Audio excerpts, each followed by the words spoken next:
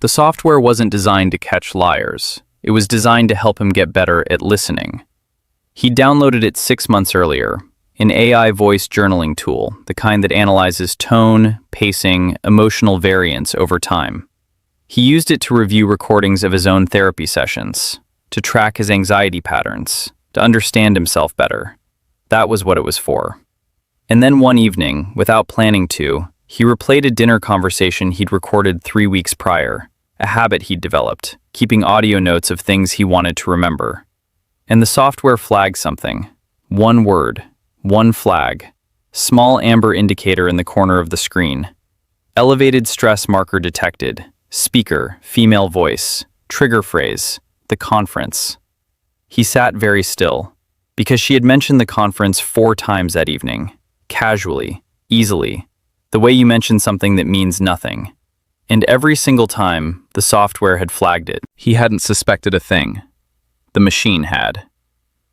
They had been together for 3 years. He was, by most measures, the kind of partner people describe as steady. Not exciting in the way that burns bright and exhausts. Steady in the way that builds. He remembered the things she mentioned in passing. He noticed when she was tired before she said so. He was present in the particular way that doesn't announce itself, but makes itself known over time. She was different. She moved faster, career-driven, socially fluent, the kind of person who could enter a room and restructure it without trying. He loved that about her, had always loved it, had never once thought it made her a risk. The conference was an annual industry event, 3 days, a different city each year. She'd attended twice before without incident. He'd driven her to the airport both times, texted throughout, had dinner ready when she returned. It was entirely normal. This year was different. Not dramatically, not in any way he could have named in the weeks before she left. Just a slight change in the temperature of things. A fractional adjustment in how she talked about it. More detail in some places, less in others. The enthusiasm slightly off-center, like a painting that's been moved an inch and nobody's acknowledged it yet. He noticed. He said nothing. And then she left, and came back, and said it was fine, and life resumed. And he thought maybe he'd imagined it. He hadn't. The thing about the AI flag was that he almost didn't go back and look. He'd opened the app to review something else entirely, a recording from a work call, something he wanted to reference for a project. He'd been scrolling through the audio library when he saw the amber icon on a file he'd forgotten labeling Dinner, Thursday, October 9th. He almost kept scrolling. The app had been running passively for months. He used it inconsistently. Some evenings he'd record ambient conversation with her permission, notes on shared plans, things they were figuring out together. She knew about it, had laughed about it once, called him the most emotionally organized person she'd ever met. He'd taken that as a compliment. He pressed play. The conversation was ordinary. Dinner, a shared bottle of wine, her telling him about a colleague's presentation at the conference, her mentioning someone's name, a name he didn't recognize, in the context of a panel discussion. Her voice, easy, light, moving quickly past the name and onto something else. 4 times. 4 times she said, the conference, and 4 times the waveform spiked. Barely, almost nothing. The kind of shift a human ear would never isolate because it arrives wrapped in the exact right amount of casual warmth. The software didn't have ears. It had data. AI tone analysis. October 9th recording. Female voice. Baseline vocal stress. Low. Trigger. The conference. Elevated. Distancing language. Above baseline. First-person pronoun use. Reduced. Answer window duration. Shortened. He listened to the 4 moments again, then a 5th time. The AI wasn't accusing her of anything. It didn't deal in accusations. It dealt in patterns, in the measurable distance between how a person sounds when they are at ease and how they sound when they are not. It could not tell him what the pattern meant. That was his job, and he was beginning to understand that he didn't want to do it. He went back further, not obsessively. He told himself that and mostly believed it. He was methodical, careful. He pulled every recording from the 6 weeks surrounding the conference. Before she left, the 3 days she was gone, text message voice notes she'd sent him, and the 2 weeks after her return. He fed them all into the app and let it run overnight. The results weren't dramatic. That was almost the worst part. There was no single smoking moment, no confession caught on tape. What there was, laid out across weeks of data, was a slow, precise migration. Her baseline stress levels had been rising since approximately 2 weeks before the conference. Her use of distancing language, that conference, those people, that whole week, had increased by a measurable percentage after her return. Her voice, when talking about work in general, had shifted into a register slightly higher than her comfortable range. And then there was the name. She'd mentioned him once in the October 9th recording, then not at all for 3 weeks, which would mean nothing, except that the app also flagged an unusual number of micro-pauses in conversations where work came up during that same period. Not silence, not avoidance, just half-second hesitations before certain sentences.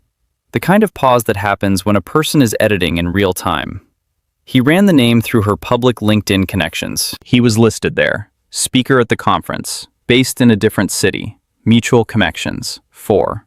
He sat with that for a long time. He hadn't found proof of anything. He understood that. What he'd found was a pattern. And a pattern is not a fact. A pattern is the shape facts leave behind when they move through a space. He thought about asking her directly. He'd done that before in past relationships. Gone in with a question and been met with the particular emotional force that turns the asker into the accused. He remembered what that felt like. He was not going to do it again without something more solid than a waveform and a LinkedIn profile. So he did something harder instead. He waited, and he listened, not with suspicion, but with the particular attentiveness of someone who has finally understood what they are actually hearing. Over the next 3 weeks, he noticed things he had been too comfortable to notice before. She'd started keeping her phone face down when she was home.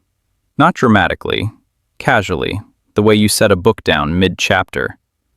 But it was new.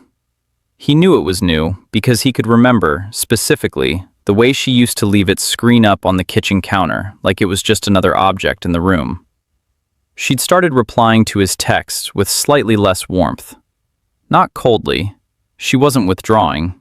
If anything, she was compensating, being slightly more attentive in person, while becoming fractionally more efficient in writing.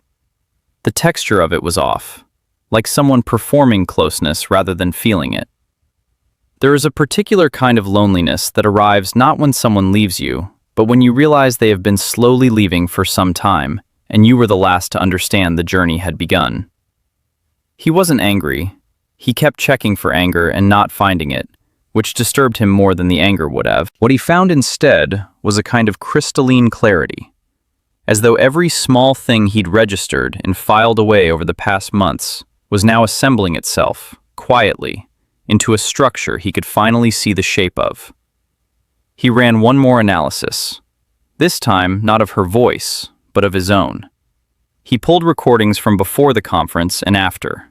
He wanted to see if the data would show what he suspected, that he had known, on some level, for longer than he'd admitted, that some part of him had already been responding to something his conscious mind was still refusing to name. The app confirmed it. His own vocal stress had been rising since late September.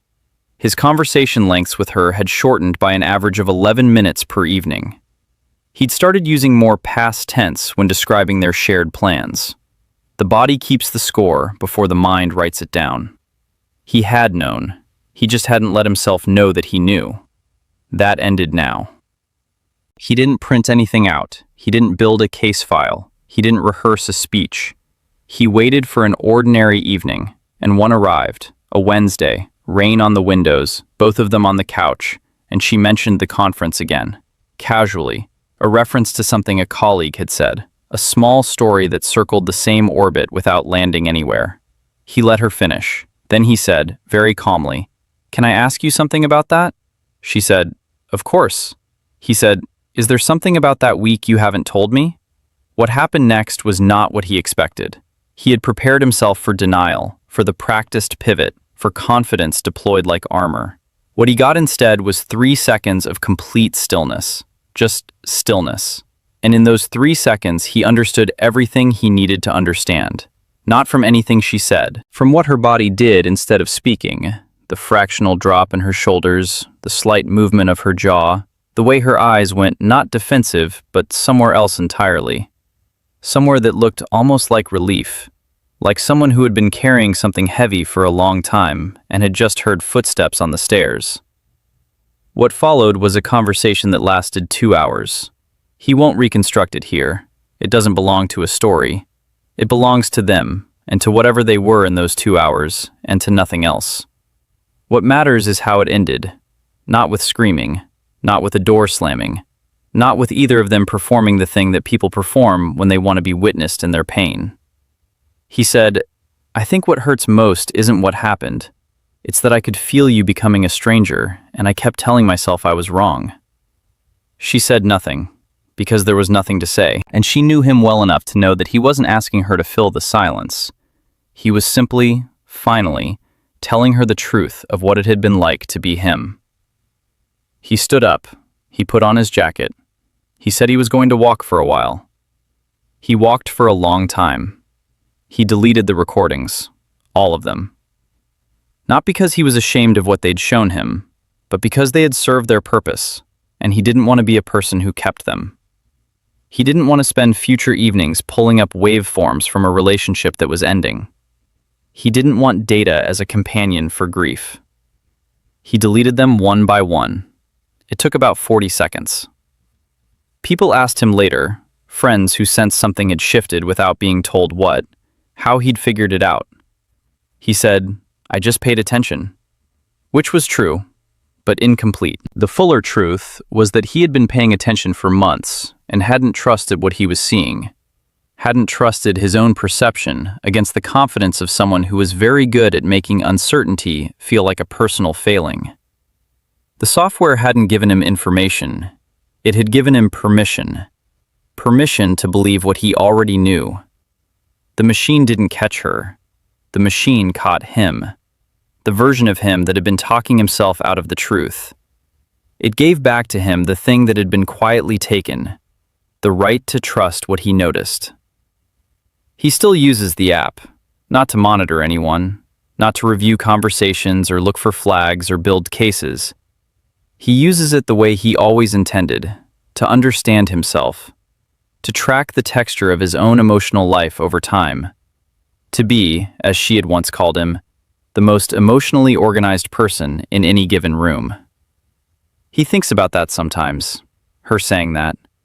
He doesn't think it bitterly. He doesn't think it with longing either. He thinks it the way you think about something that was once true and is now simply past, preserved, real in the way that finished things are real. One evening, about a month after everything, he opened the app to record a voice note, a thought he'd had during a walk that he didn't want to lose. He pressed record, spoke for about a minute, then stopped. He checked the analysis out of habit. Vocal stress, low. Baseline, stable. Emotional variance, resting. He closed the app. He sat in the quiet of his apartment, the particular quiet that follows a long noise, and thought, yes, that sounds about right. That sounds exactly like someone who is going to be fine.